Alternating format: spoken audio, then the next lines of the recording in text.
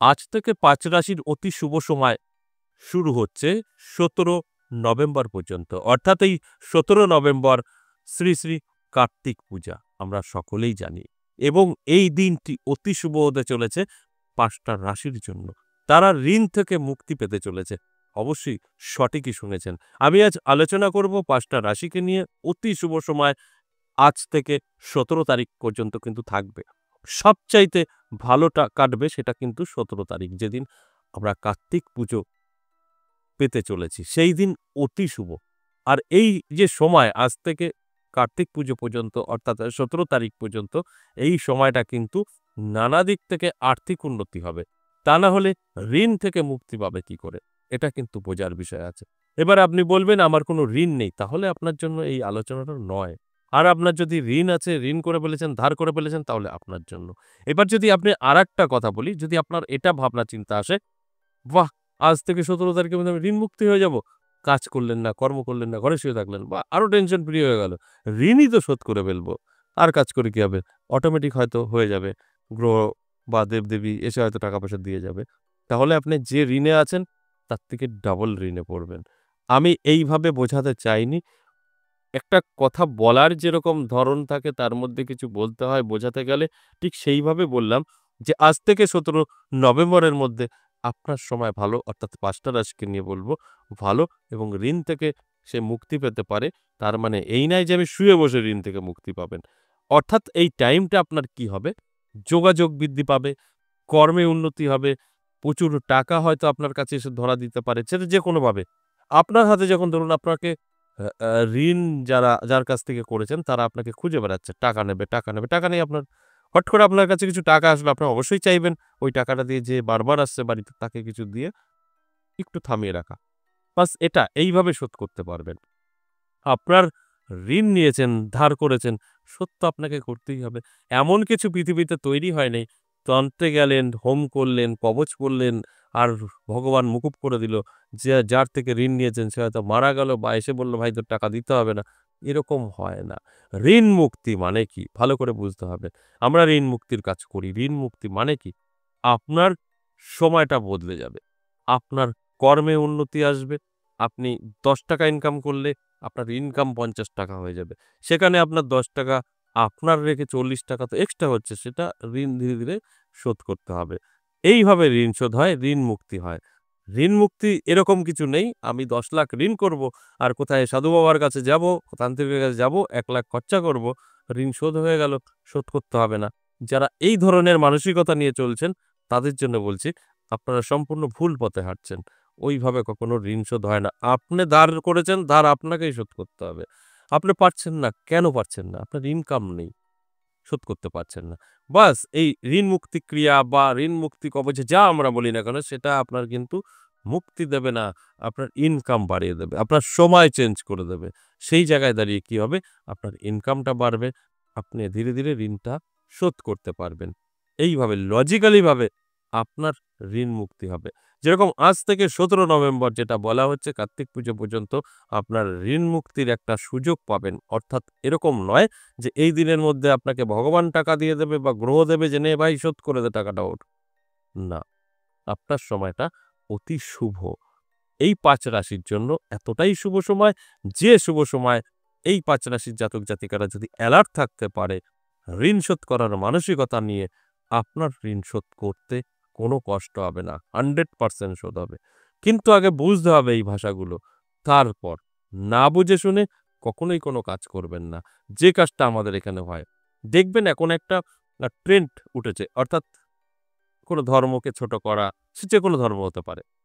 সমস্ত ধর্মগ্রন্থের মধ্যে যে লেখাটা থাকে, সেই লেখাটা যেখানে গিয়ে একটা আ দ্বিধাদ্বন্দ্ব আসে সেই পর্যন্তই বলে। তার বাইরে বলে না। আর পাবলিক সেটাও শোনে না।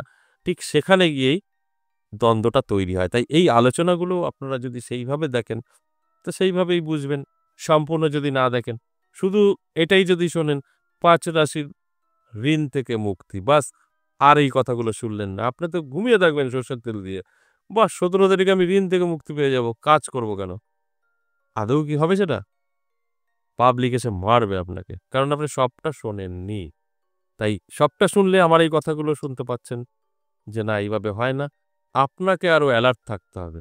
এই কদিন ঘুম হারাম হয়ে যাবে আপনার।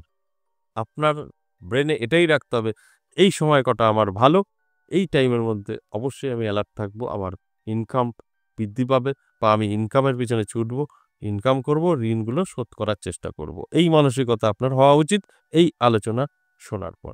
কিন্তু আমি জানি কিছু জাতক-জাতিকাদের এইসব আসবে না। তাদের এটাই আসবে, বাহ! সময় তারিখ পেয়ে গেছি, ঘুমাও। ১৭ তারিখে তো আমার শোধ হয়েই যাচ্ছে ঋণ। ভগবান করে দেবে। তাদের কিন্তু দুঃখ সারা জীবন থাকবে। তাই মানসিকতা বদলাতে হবে, সঠিকভাবে এগোতে হবে। তবে কিন্তু এর থেকে বেনিফিট আপনি পেতে পারেন।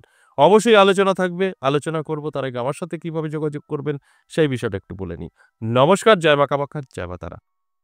যারা ভীষণভাবে বিপদে আছেন, কি করবেন বুঝে উঠতে পারছেন না, নানা জায়গায় গিয়ে ধোঁকা খেয়েছেন। আমি বলব লাস্ট একবার যোগাযোগ করতে পারেন যদি আপনার প্রয়োজন থাকে তো। সরাসরি যদি আসতে চান আমার চেম্বারে তাহলে তারাপীঠ এবং নদিয়া বীরনগর আপনাকে আসতে হবে। যদি মনে হয় এই দুটো জায়গায় আমার থেকে অনেকটা দূর, কারণ আমার এই প্রোগ্রাম বহু দূর থেকে দেখে। তাদের কথা মাথায় রেখে অনলাইন চেম্বার করা হয়েছে। এই ২-১ দিন হয়েছে। অনলাইন চেম্বারও ৩ দিন, সরাসরি চেম্বারও ৩ দিন। সরাসরি যারা আসতে চাইছেন নদিয়া বীরনগর সোমবার, মঙ্গলবার, বুধবার পেয়ে যাবেন। আর যারা আসতে পারবেন না তারা পাবেন বৃহস্পতি, শুক্র এবং শনি। আপনার হাতে এটা মাথায় আসতে পারে যে অনলাইন দেখাবো, প্রতিকারটা কি করে করব? আমরা পোস্ট মারফত পাঠিয়ে থাকি। আর বিশেষ করে যদি ১০ জনের সাথে আমার অনলাইন চেম্বারে সাক্ষাৎ হয়, একজনের হয়তো প্রতিকার আমি দেই খরচার, আর ৯ জনের ফ্রি প্রতিকারই দেই, যেটা আপনার WhatsApp এর মধ্যেই চলে যাবে।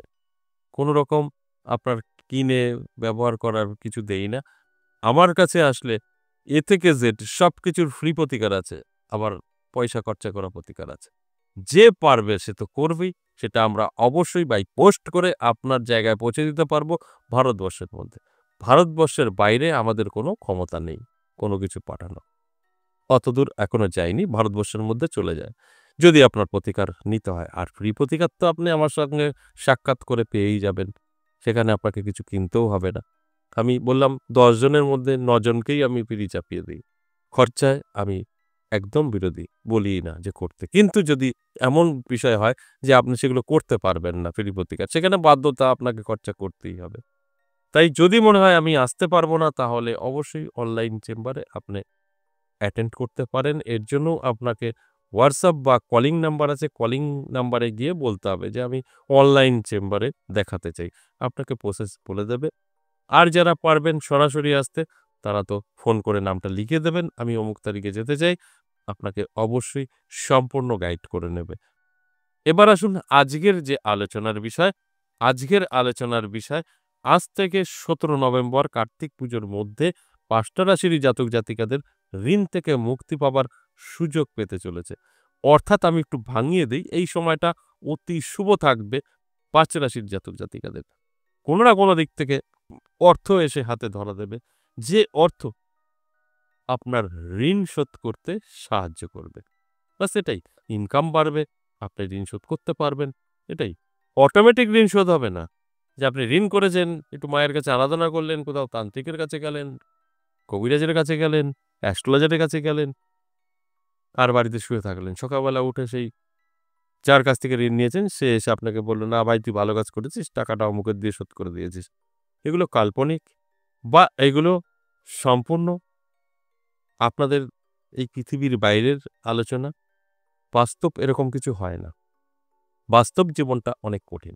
এটা মঙ্গল গ্রহে হতে পারে, এখানে হয় না। এখানে আপনাকে ঋণ করেছেন আপনি শোধ করতে হবে আপনার। এই সময়টা আপনার ইনকামটা বাড়াতে পারে। বাস এতটুকু। তারপর সেই ইনকাম থেকে ডাল ভাত খেয়ে ঋণ শোধ করতে হবে আপনাকে। আশা করি বুঝতে পেরেছেন। এবার আসুন সেই ৫ রাশি, যেই ৫ রাশিকে নিয়ে এতক্ষণ আলোচনা, সেই ৫ রাশি কোন, কোন? সেটা এখন বলব। ১ম যে রাশির কথা বলব সে হচ্ছে অবশ্যই মীন রাশি। তারপর মকর রাশি, তারপর মেষ রাশি, তারপর বৃষ রাশি আর কন্যা রাশি। এদের কিন্তু অতি শুভ সময়। আজ এ পর্যন্তই, আবার আসবো নেক্সট ভিডিও নিয়ে। ততক্ষণ ভালো থাকুন। নমস্কার।